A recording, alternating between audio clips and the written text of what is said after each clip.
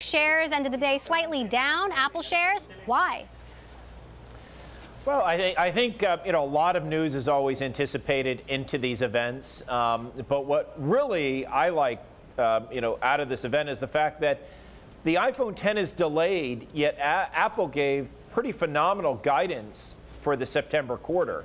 And I can tell you, looking at the supply chain, and we look at that through our Apple Monitor, June, July, and August were very strong. In fact, September quarter for Apple Monitor looks like it's at a record.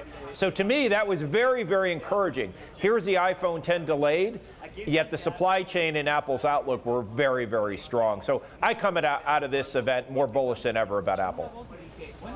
Right. You can start pre-orders at the end of October. It'll be on sale starting November 3rd in a few dozen countries. Brian, we haven't talked at all about the charging technology. All of these new iPhones have wireless charging technology. There's a new pad that will be available next year, AirPower, where you can charge multiple devices, your phone, your watch, your AirPods at the same time. What do you make of this step forward when it comes to charging technology and battery life? Well, I think it's going to make everyone's life a lot easier. Just even coming to this event and all the chargers I had to bring with me. If I'm able to have AirPower and just charge my watch, my AirPods, and my iPhone all at once, I think that's pretty significant. And so, that's the thing about Apple. Whether we talk about new innovations like wireless charging or, the 3D sensors they're embedding, it's very tough, I think, as we go forward for competitors to keep up. I just don't see how they're going to be able to do it.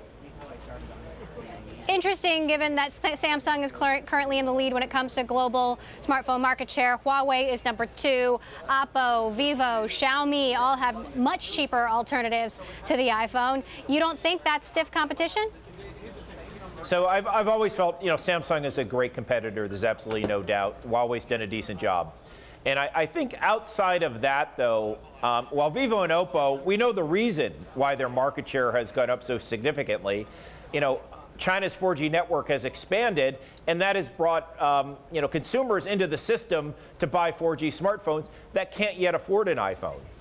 And I'll tell you what, as soon as they can afford an iPhone, they're going to buy it.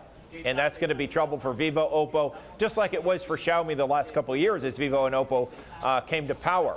So a company like Apple that can do the hardware, the software, and the services, which is exactly what we saw today, how all those are intertwined, I think it's going to be very, very difficult. So yeah, Samsung, Huawei always be around. Outside of that, I really don't see much competition.